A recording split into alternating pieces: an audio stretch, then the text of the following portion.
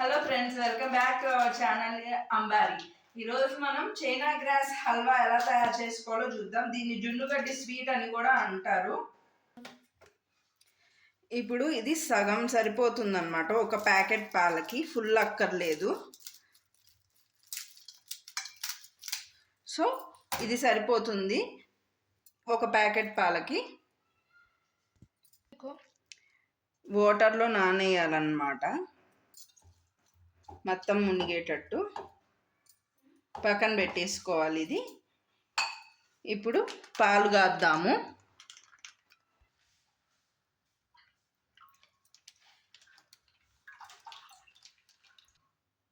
ఆ పాలు పొంగే వరకు వెయిట్ చేయాలి. ఇప్పుడు మనము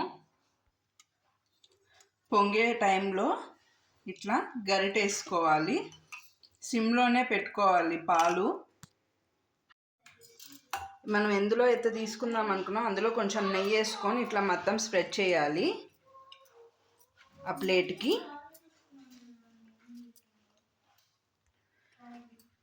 ఇలా మరిగితే సరిపోతుంది. ఇప్పుడు ఇందులో ఇది వేసేయాలి, చైనా గ్రాస్. కలుపుకోవాలి బాగా.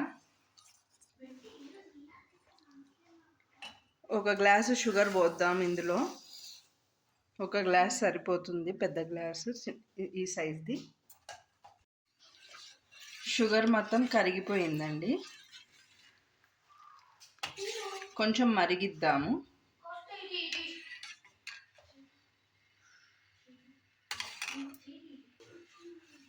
ఇప్పుడు మనం దీన్ని అయిపోయిందా లేదా టెస్ట్ చేసుకుందాము. కొంచెం పాలు తీసుకొని ఏదైతే మనం రెడీగా పెట్టుకున్నాం ప్లేట్, దాని మీద ఇట్లా వేసి ఒక 2 నిమిషాలు ఉంటే ఆరిపోతుంది. సో మనకి అది కదలకుండా ఉంటే అయిపోయినట్టు లెక్క. ఈ లోపల పాలు మరగనిద్దాము. ఇలా అంటే కదులుతుంది. సో ఇంకొంచెం మరగాలి పాలు. మరిగిస్తూనే ఉండాలి, ఇట్లా కలుపుతూనే ఉండాలి పాలు. ఇది కొంచెం టైం తీసుకుంటుంది. ఇది బాగా దగ్గర పడే వరకు మరగనివ్వాలండి. ఇంకా కొంచెం టైం పడుతుంది. ఇది ఇలా కలుపుతూ ఉండాలి, లేతే అడుగు అంటిపోతుంది.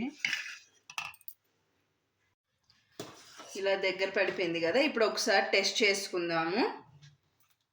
ఇదిగోండి, ఇట్లా కొంచెం వేయంగానే 1 నిమిషం ఆరంగానే అది జారకూడదు. సో అంత జారట్లేదు, చూసారా, అంత జారట్లేదు. సో ఈ పాలన్నీ తీసుకొని ఇప్పుడు ఈ ప్లేట్లో వేసేసేయాలి. అయిపోయిందండి. ఇప్పుడు ఇది చూడండి, గట్టి పడిపోయింది. సో ఈ పాలన్నీ తీసి ఇప్పుడు ఇందులో వేసేసుకోవాలి కదా. మొత్తం ప్లేట్లో వేసేసుకున్నాను. నాది కొంచెం పెద్ద ప్లేట్ ఉంది, గుంటది ప్లేటు. సో నేను పెద్ద దానిలో వేసుకున్నాను. మీది ఇంకొంచెం చిన్నది ఉండి లోతు ఎక్కువ ఉంటే అందులో వేసుకోవచ్చు, కొంచెం ఎక్కువ కనపడుతుంది క్వాంటిటీ. ఇప్పుడు ఇదైతే సన్నగా వస్తాయి ముక్కలు. సో ఇది 1 గంట పక్కన పెట్టేయాలండి, ఆరే వరకు. కదిలించకూడదు ఇంకా.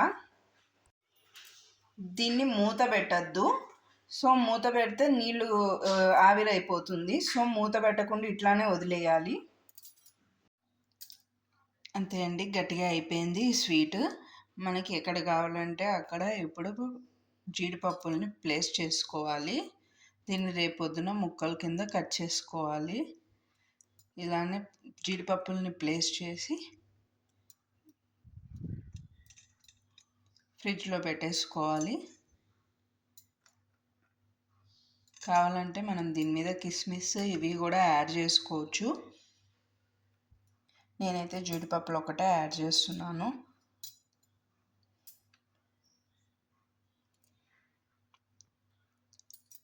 అన్నీ ప్లేస్ చేసేసానండి. ఇప్పుడు దీన్ని ఇట్లా తీసుకెళ్ళి ఫ్రిడ్జ్లో పెట్టేసుకోవడమే. రేపొద్దున చాలా గట్టిపడిపోతుంది, ఇంకా గట్టిపడిపోతుంది. ఫ్రిడ్జ్లో ఉంటుంది కాబట్టి చక్కగా అప్పుడు ముక్కల్ని ఇంకా కట్ చేసేసుకోవచ్చు. గట్టిగా అయిపోయిందండి, రెడీ అయిపోయింది. ఇప్పుడు దీన్ని నీట్గా కట్ చేసుకుందాము. నీట్గా కట్ చేసుకున్నానండి. ఇప్పుడు దీన్ని ఇట్లా లేపేద్దాము.